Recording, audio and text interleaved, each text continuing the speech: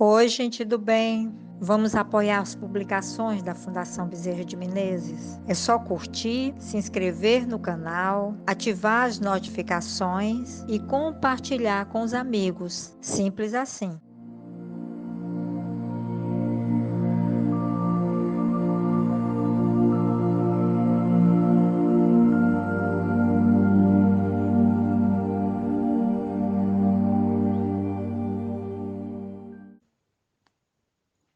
Meus amigos, boa noite.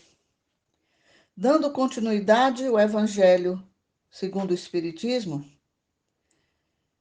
estudando o capítulo 15, Fora da caridade não há salvação, o item de hoje será: fora da igreja não há salvação, fora da verdade não há salvação. Enquanto a máxima fora da caridade não há salvação se apoia sobre um princípio universal e abre a todos os filhos de Deus acesso à felicidade suprema, o dogma fora da igreja não há salvação se apoia não sobre a fé fundamental em Deus e na imortalidade da alma, fé comum a todas as religiões, mas sobre a fé especial em dogmas particulares. É exclusivo e absoluto, em lugar de unir os filhos de Deus, os divide. Em lugar de os excitar ao amor de seus irmãos, alimenta e sanciona a irritação entre os sectários dos diferentes cultos, que se consideram reciprocamente como malditos na eternidade, fossem eles parentes ou amigos neste mundo, desconhecendo a grande lei de igualdade diante do túmulo os separa até no campo do repouso. A máxima, fora da caridade não há salvação, é a consagração do princípio da igualdade diante de Deus e da liberdade de consciência. Com esta máxima, por regra, todos os homens são irmãos, e qualquer que seja a sua maneira de adorar a Deus, eles se estendem as mãos e oram uns pelos outros. Com o dogma, fora da igreja não há salvação, eles se lançam anátema, se perseguem e vivem em inimizade. O pai não ora pelo filho, nem o filho pelo pai, nem o amigo pelo amigo, desde que se julguem reciprocamente condenados para sempre.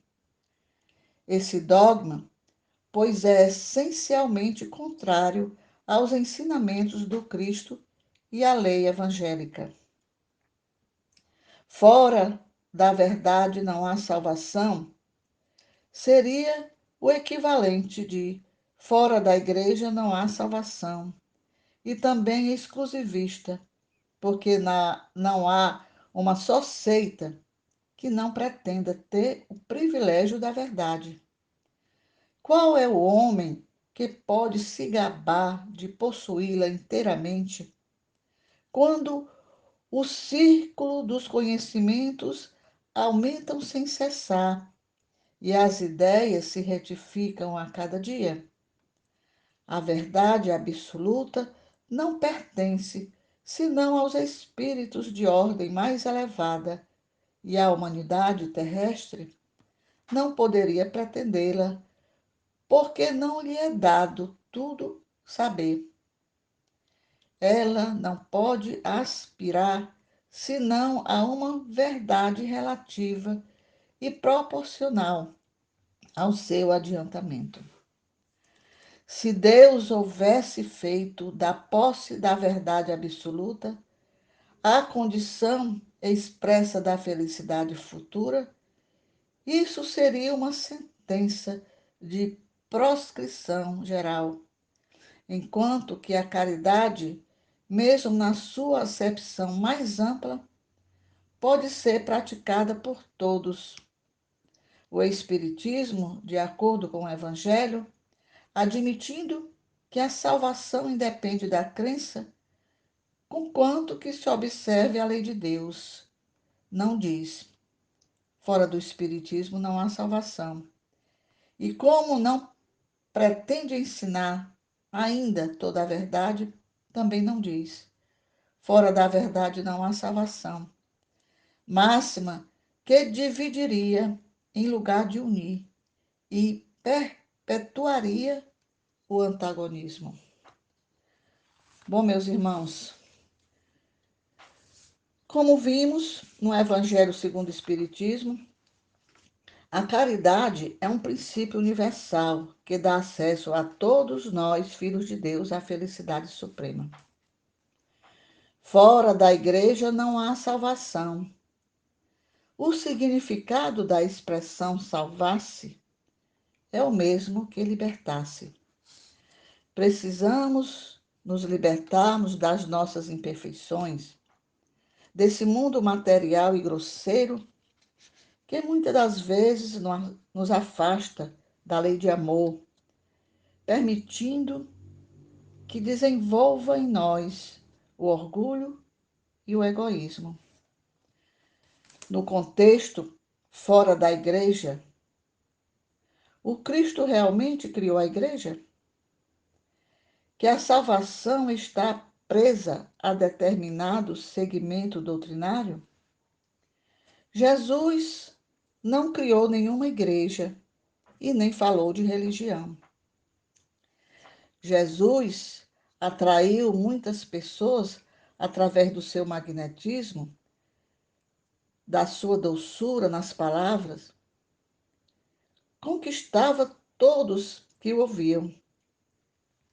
E ele aproveitava cada indagação para passar a todos os seus ensinamentos. O Cristo mostrou que podemos orar em qualquer local, onde nos sintamos bem, onde haja harmonia e equilíbrio. Esse dogma fora da igreja foi criado pela Igreja Católica, que denominava naquela época, fez essa proposta para chamar, atrair, convencer e manter seus fiéis. Mas, para outros segmentos religiosos, o conceito salvação é ter redenção, que para salvar-se, basta aceitar Jesus. Outra, basta confessar seus pecados e pedir perdão, porque Jesus já nos salvou pelo fato de ter sido crucificado, já pagou pelos nossos pecados. Outros acreditam que precisam ser batizados na água, e cada um com a sua interpretação. Não cabe a nós julgarmos o que cada uma prega. Devemos nos direcionarmos na religião que estamos.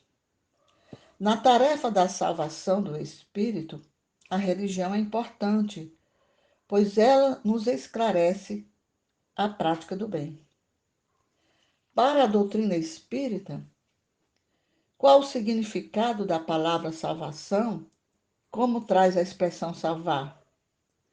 Ela prega para nós nos libertarmos das nossas imperfeições, livrarmos das más tendências, não deixar desenvolver em nós os germes do orgulho, do egoísmo e da vaidade, que secam os nossos corações. Para isso, basta que a gente comece a interpretar essa lei de amor, o Evangelho, verificando e praticando as mensagens, os ensinamentos que o Mestre Jesus nos trouxe. A salvação independe de crença.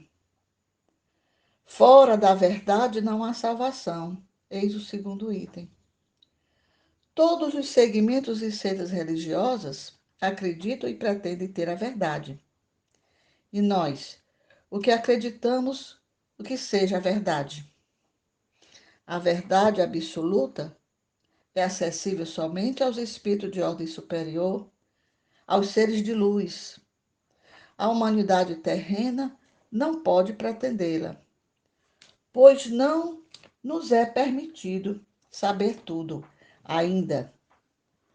Podemos apenas conhecer a verdade relativa e proporcional ao nosso adiantamento moral e espiritual.